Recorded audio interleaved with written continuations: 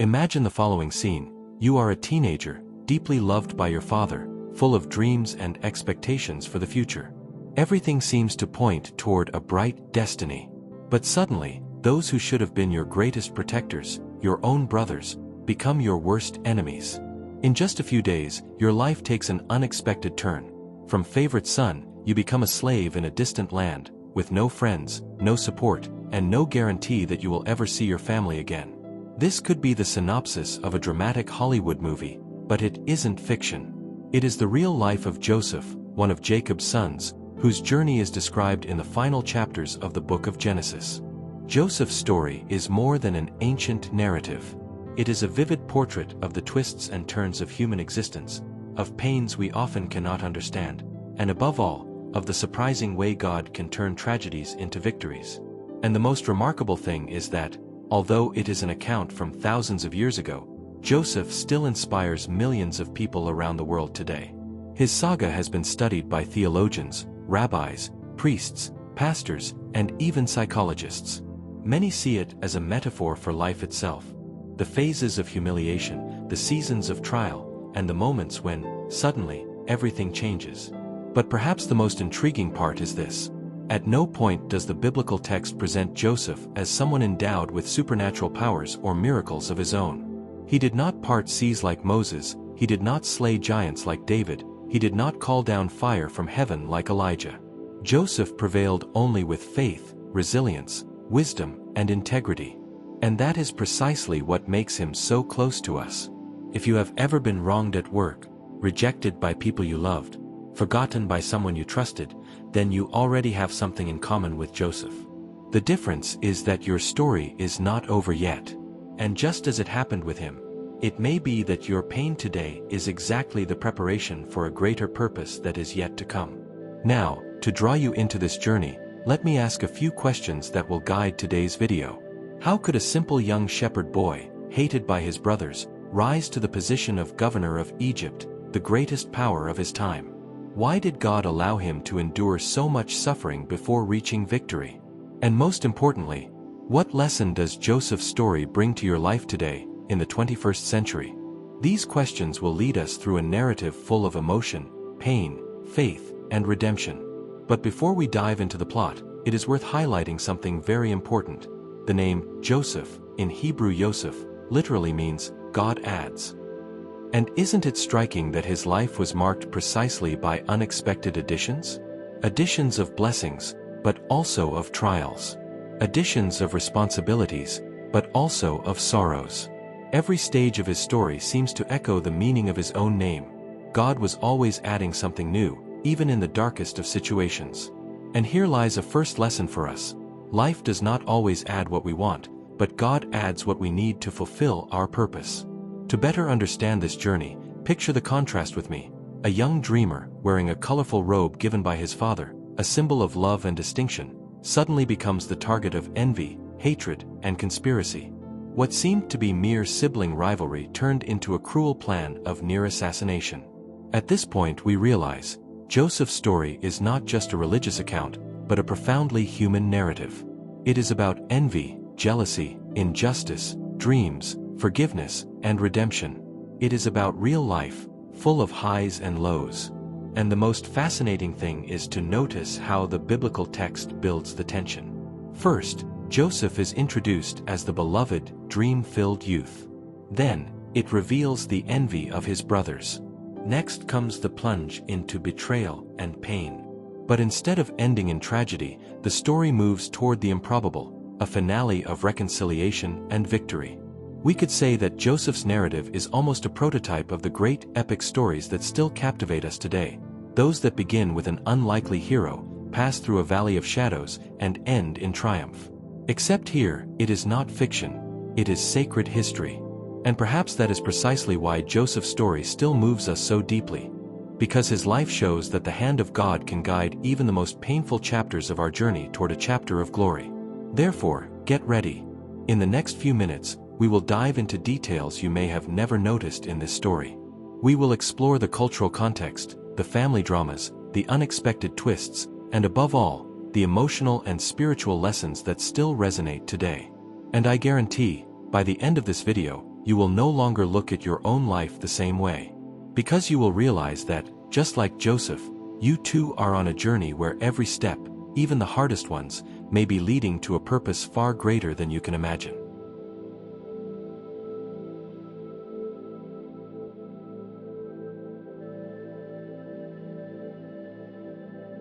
Joseph was the son of Jacob, also called Israel, the patriarch who wrestled with God and received a new identity.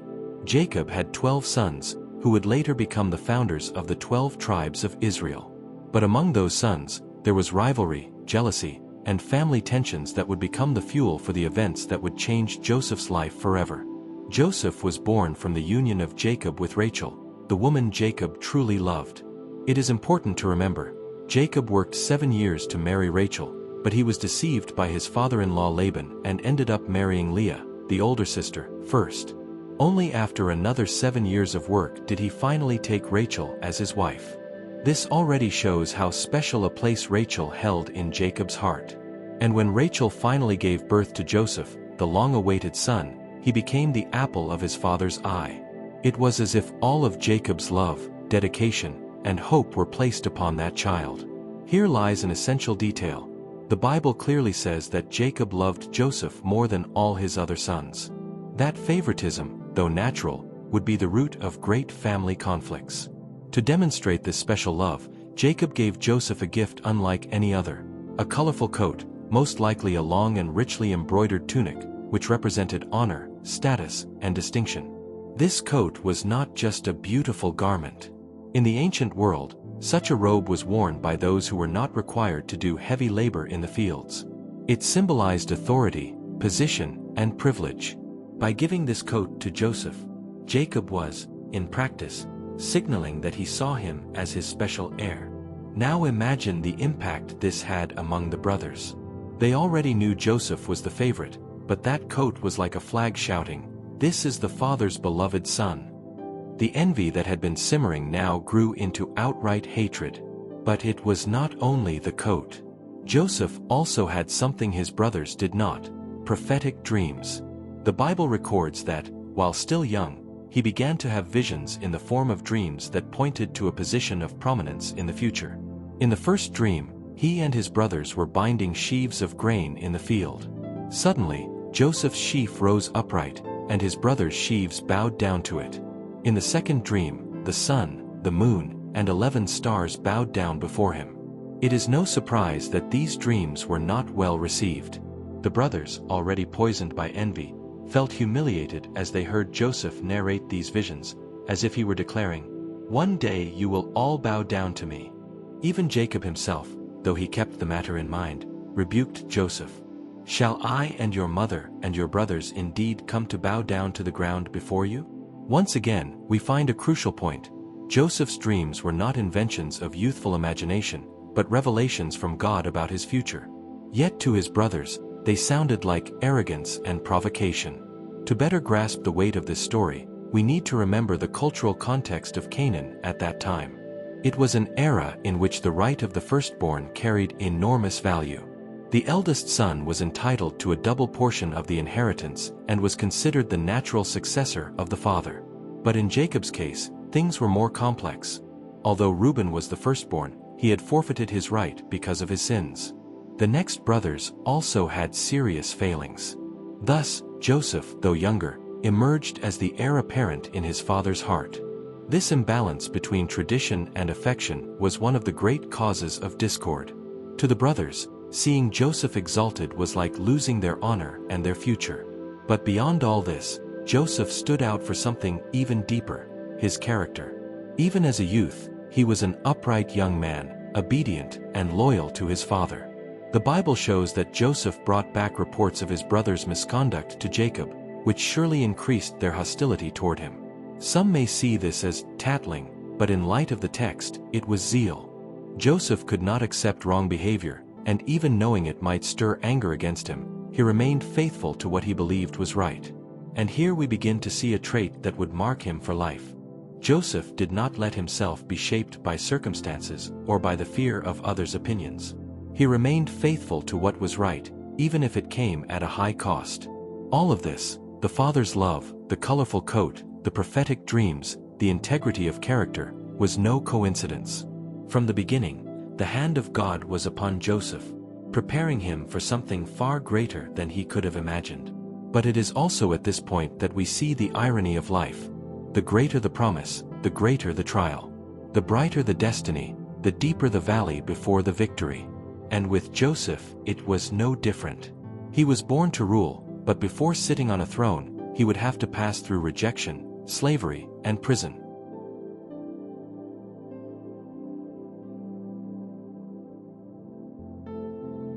One day, Jacob sent Joseph to check on his brothers, who were pasturing the flock in Dothan. While he was still a long way off, they saw him approaching and conspired among themselves. "Here comes the dreamer. Let's kill him and throw his body into a pit. We'll say he was devoured by a wild animal. Then we'll see what will become of his dreams." Hatred had turned into a desire for murder. But Reuben, the eldest, intervened. "Let's not take his life. Throw him into this cistern in the wilderness, but do not lay a hand on him." Reuben planned to rescue him later. When Joseph arrived, his brothers seized him violently, stripped off his colorful robe, the symbol of his father's love, and threw him into an empty cistern. Imagine the despair of a 17-year-old boy, betrayed by his own brothers, crying out for mercy while they sat down calmly to eat bread. The book of Genesis records this scene in just a few words, but the psychological and emotional impact was devastating. As they discussed what to do, a caravan of Ishmaelites came near, carrying spices to Egypt. Then Judah had an idea. "What profit will we gain by killing our brother? Let's sell him. After all, he is our flesh and blood." And so they did. For 20 pieces of silver, Joseph was sold as merchandise. The beloved son was now only a slave on his way to a strange land. To cover up their crime, the brothers killed a goat, dipped Joseph's colorful robe in the blood, and took it to Jacob, who collapsed in grief, believing his son had been devoured by a wild beast. The father's sorrow echoes to this day as one of the saddest scenes in the Bible. Jacob refused all comfort, saying he would go down to Sheol mourning for his son. Meanwhile, in Egypt, Joseph was bought by Potiphar, an officer of Pharaoh and captain of the guard. And here begins the first great turning point of his life. Even as a slave, Joseph displayed such integrity, dedication, and skill that he quickly gained Potiphar's trust. The Bible says, "The Lord was with Joseph, and everything he did prospered." Potiphar noticed this and put Joseph in charge of his entire household. Everything was under his authority. Here we see a powerful principle.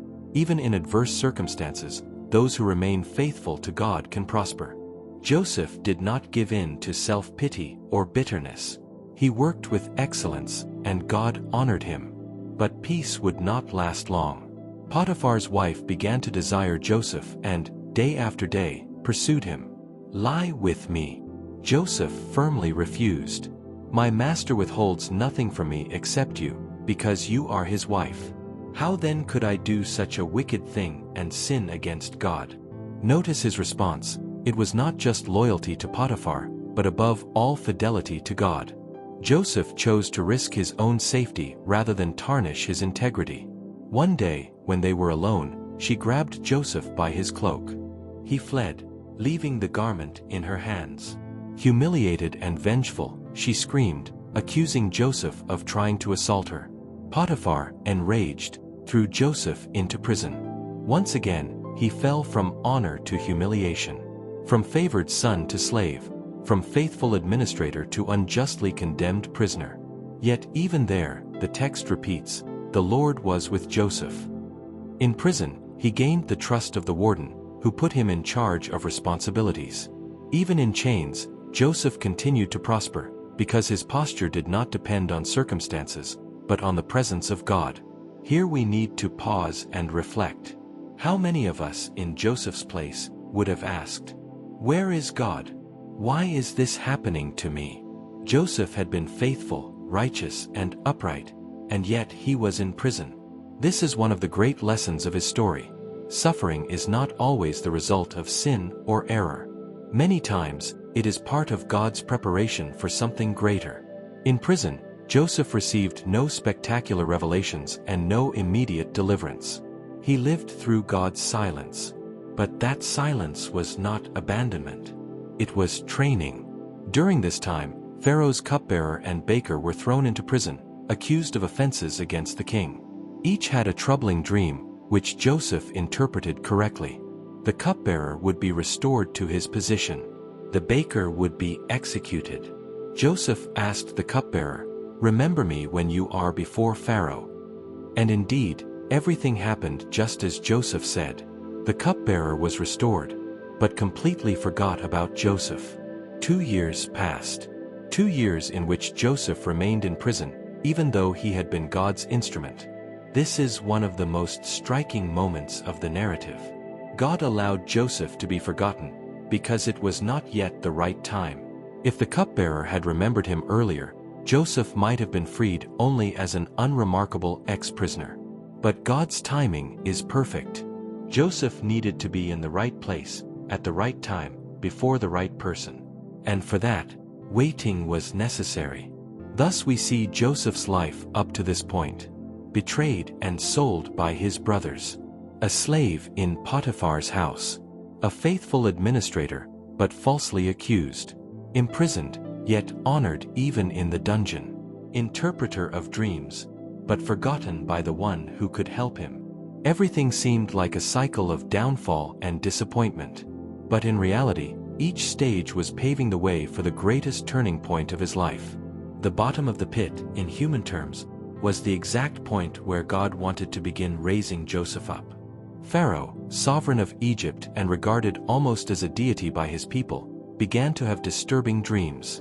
In one of them, he saw himself by the Nile River, and from it came 7 fat, healthy cows that grazed peacefully. Soon after, 7 other cows appeared, thin and ugly, and they devoured the first ones. In the second dream, 7 full and good ears of grain grew on a single stalk, but then 7 withered ears, scorched by the east wind, swallowed them up. Pharaoh awoke troubled.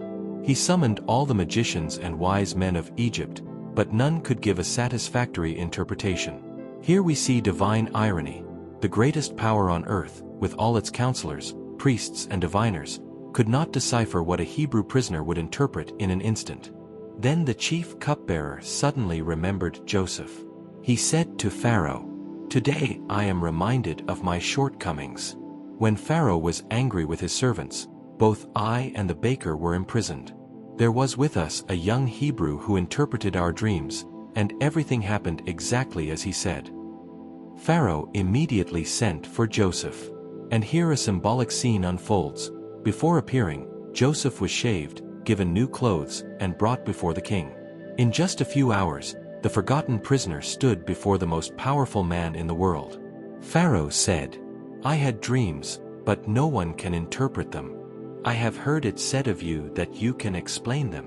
Joseph replied humbly, "I cannot do it, but God will give Pharaoh the answer he desires." And then he revealed the mystery. The 7 fat cows and the 7 full ears of grain meant 7 years of abundance that would come upon the land. The 7 thin cows and the 7 scorched ears symbolized 7 years of famine that would follow. Joseph also gave strategic advice. Let Pharaoh appoint a wise and discerning man, and put him in charge of the land of Egypt. Let him store up part of the harvest during the years of plenty, so that there will be food during the years of famine. Pharaoh was impressed. He looked at his officials and said, "Can we find anyone like this man, in whom is the Spirit of God?" And before them all, he declared, "Since God has made all this known to you, there is no one so discerning and wise as you. You shall be in charge of my house, and all my people will submit to your orders. Only in regard to the throne will I be greater than you." Then Pharaoh took his signet ring from his hand and placed it on Joseph's hand. He dressed him in fine linen clothes, put a gold chain around his neck, and had him ride in the second royal chariot, while men shouted before him, "Bow down!" Thus Joseph, the young Hebrew, went from prisoner to governor of Egypt in a single day. Joseph was 30 years old when he assumed this position. During the 7 years of abundance, he traveled throughout the land, storing grain in great storehouses in the cities. The harvest was so plentiful that it was like the sand of the sea, beyond measure. During that time, Joseph married Asenath, the daughter of an Egyptian priest, and had 2 sons, Manasseh and Ephraim. Their names carried profound meanings. Manasseh: God has made me forget all my trouble and my father's household. Ephraim: God has made me fruitful in the land of my affliction. Each name was a reminder that even in the midst of pain, God brought healing and prosperity. Then the 7 years of famine arrived. Not only Egypt but all the surrounding lands were struck by scarcity. And from all over the world people came to Egypt to buy grain. Among those who came were none other than Joseph's brothers. The brothers went down to Egypt, and when they appeared before him, they bowed down, unaware that the governor before them was the very brother they had sold. Here, Joseph's youthful dream was fulfilled literally. But he did not reveal himself immediately. He wanted to test their hearts. He accused them of being spies, kept Simeon as a hostage, and demanded that they bring Benjamin, the youngest brother, on their next trip. Joseph's heart was torn. When he saw them, he wept in secret. He did not want revenge, but he needed to know if his brothers had truly changed. On their second journey, the brothers brought Benjamin. Joseph prepared a banquet for them, but he still had one final test. He ordered his silver cup to be placed in Benjamin's sack of grain. Then he accused them of theft and declared that the youngest must remain as a slave. It was then that Judah stood up and gave an emotional plea. "Please, my lord, let the boy return with his father. For the life of the old man is bound up with the boy's life. I myself will remain as your slave in his place." This was the decisive moment. The same Judah who had once suggested selling Joseph was now willing to sacrifice himself for Benjamin. This proved that the brothers had changed. Joseph could no longer control his emotions. He ordered everyone else to leave the room, and there, alone with his brothers, he wept so loudly that the Egyptians heard him. Then he said, "I am Joseph, your brother, the one you sold into Egypt." His brothers were terrified, speechless. But Joseph comforted them. "Do not be distressed or angry with yourselves for selling me here, because it was to save lives that God sent me ahead of you. You intended to harm me, but God turned it for good." This is the climax of the narrative, the moment when all the pain makes sense. Joseph, the one who had been betrayed, humiliated, and forgotten, was now the instrument of salvation not only for Egypt but also for his own family. The dreamer boy, once mocked as delusional by his brothers, was now governor, fulfilling exactly what God had shown him. The brothers expected the worst. After all, standing before them was the most powerful man in Egypt after Pharaoh, someone who held in his hands the authority to decree life or death. If Joseph wanted revenge, a single word would be enough, and they would be executed. But Joseph broke all expectations. Instead of revenge, he offered forgiveness. Instead of punishment, he offered reconciliation. He declared, "It was not you who sent me here, but God. He made me a father to Pharaoh, lord of all his household, and ruler over all the land of Egypt." This statement is one of the most profound in all of Scripture. Joseph did not deny the pain or the injustice he suffered, but he interpreted his own story in the light of divine providence. He understood that every tear, every injustice, every prison cell, were all pieces of a greater plan. After this moment, Joseph asked his brothers to return to Canaan to bring Jacob and the whole family. Pharaoh, generous, provided wagons, supplies, and land so they could settle in Egypt. When the brothers arrived before Jacob with the news, the old patriarch did not believe at first. But when he saw the wagons sent from Egypt, his spirit revived. And he said, "It is enough. My son Joseph is still alive. I will go and see him before I die." And so took place one of the most moving reunions in the Bible. When Jacob arrived in Egypt, he met Joseph. Scripture records that Joseph threw his arms around his father's neck and wept for a long time. It was the healing of a wound that had bled for over 20 years. Picture that moment. A father who thought he had lost his beloved son now finds him alive, not as a slave, but as a governor. The pain of loss was replaced by the joy of restoration. Jacob's family settled in the region of Goshen, a fertile land in Egypt. There they were able to prosper, free from the famine that plagued other regions. This detail carries immense historical weight. It was there that Israel, still just a large family, became a nation within Egypt. God's plan went beyond saving Joseph or even just his family. It was the beginning of forming a people who, centuries later, would be delivered by Moses. Thus, every detail of Joseph's life fit into something far greater than he could ever imagine. In time, Jacob grew old and came to the end of his days.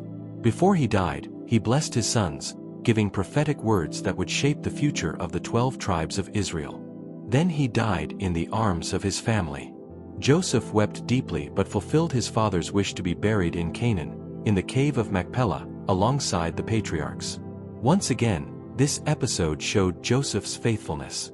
Even as governor of Egypt, he never forgot his roots or his identity as part of God's chosen people. After Jacob's death, the brothers were gripped with fear. They thought, "What if Joseph now holds a grudge against us and repays us for all the evil we did to him?" They sent him a message, pleading, "Your father gave this command before he died. Forgive the transgression of your brothers." When Joseph heard this, he wept, not out of anger, but out of sorrow that, even after so many years, his brothers still could not believe in the sincerity of his forgiveness. And then he spoke words that echo as one of the greatest declarations of grace and reconciliation in all of Scripture. "Do not be afraid. Am I in the place of God? You intended to harm me, but God turned it for good, to save many lives. So then, do not be afraid. I will provide for you and your children." Here lies the great lesson of Joseph's life. He not only overcame external circumstances but also triumphed over inner wounds. He did not allow bitterness to shape his heart.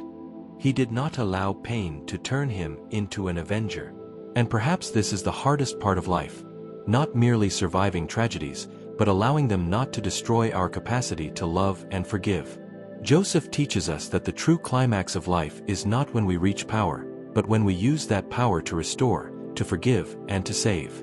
Joseph's story speaks to us in many ways.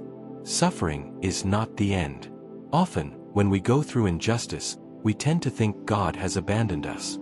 But Joseph's life shows that even the most painful chapters can be steps toward a greater purpose. God turns evil into good. What the brothers intended for harm, God used as an instrument of salvation. This reminds us that nothing escapes divine control. Forgiveness sets free. Joseph could have destroyed his brothers, but he chose to forgive. And that forgiveness brought healing not only to him but to the entire family. The purpose is greater than ourselves. Joseph was not exalted for his own glory, but to save lives.